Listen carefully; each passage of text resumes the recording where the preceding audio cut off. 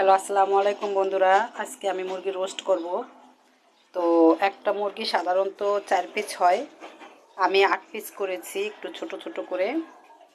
তো সেজন্য আমার লাগবে দুধ, টক দই আমি ঘরে বানিয়েছি গুঁড়ো দুধ দিয়ে, পেস্ট এবং পেস্ট বাটা এবং কাঁচামরিচ। তো আমি মুরগিটা একটু মরিচ এবং একটু হলুদ দিয়ে মেখে নিব।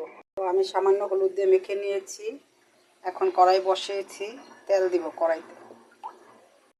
তো আমার তেল গরম হয়ে গেছে, এখন আমি মুরগিটি ভেজে নিব সুন্দর করে।